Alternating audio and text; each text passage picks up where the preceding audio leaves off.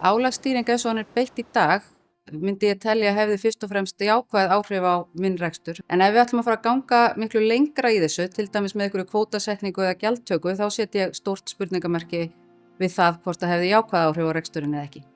Hér á Hornafirði í því sem ég að starfa í ísællaferðum, það veitir mér þá möguleika á að selja það sem ég að reyna að selja mínu viðskiptaunum sem upplifun að koma inn í ísælli. Það engin upplifun að koma inn í ísælli og það eru kannski 100 manns inn í hellinum þegar ég kem. Vel útfærðar aðgerðir sem bæta ímyndu upplifun ferðamanna þetta gott mál. En ég óttast að yfirvöld muni nýta þetta hugtak álagsstýringu til að auka gjaldtöku á greinina án þess að nokkuð koma á móti. Ef vel unnið að undirbúningi þess að taka upp álagsstýringu, þá tel ég að það muni bæta ímynd svæðisins og umfram allt tryggja öryggi gesta. Ég tel að álagsstýring geti haft mjög jákvæð áhrif á okkar atvinnurekstur og ferðaþjónustuna almennt og þetta sé bara jafnvel nauðsynlegt fyrir sjálfbærni ferðaþjónustu hér á Íslandi. Við þurfum að dreifa álagi á milli staða, milli tíma dagsins og yfir árið. Álagsstýring geti haft mjög góð áhrif á minn atvinnurekstur, sérstaklega ef ég get hort áfram í tíman í sambandi við skipulagningu, starfsmannahald, á hvaða svæðum ég að fara að vinna og þar fram til götunum. Hún vissulega mun bæta upplifun gesta, hún mun klárlega bæta öryggi og vera gríðarlega gott tól í náttúruvernd. Það sem að skipti máli varðandi álagsstýringu fyrir okkar fyrirtæki, okkar litla fjölskyldufyrirtæki, það það að ferðamenn hafi jákvæð upplifun á Íslandi. Íbúar Íslands hafi jákvæð upplifun á ferðamönnum.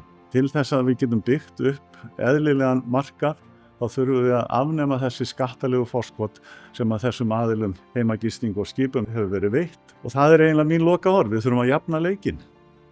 Við erum í hvalsmannasamtökunum Icewhale, þar sem við fylgjum ákveðnum reglum umgengni við hvalinn okkar og erum þá á sama tíma að standa vörð auðlindina okkar.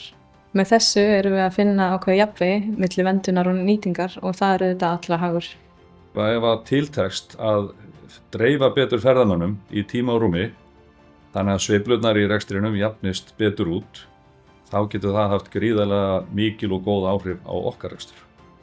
Ef vel að verki staðið, þá getur álagsstýring styrkt Ísland sem land einstakra upplifana og við græðum öll á því. Álagsstýring getur haft því áhrif að upplifun gesta verður jákvæðari og gæðin meiri. Þar með verða þessi ferðamenn miklu betri auglýsing fyrir vörumerkið Ísland og bætir hag okkur allir sem í ferðaþjónustunni störfum. Ef álagsstýringin hins vegar öll í formi himinhárar verðlagningar, boða eða banna, þá verður upplifunin neikvæð og þar með hefur það sjálfsögðu neikvæð áhrif á rekstur okkar allra. Mínum huga því lykilatriði að tengja saman verndun, nýtingu, upplifun og gæði. Okkar vara hefur alltaf verið bílaleigupakki og við höfum lagt áherslu á sveigjanleika farþegans og frelsi hans til að njóta á sínum tíma og sínum hraða. En álagsstýring líka mjög nauðsynleg til þess að við tryggjum að hann fái góða upplifun og auki öryggi hans í ferðum.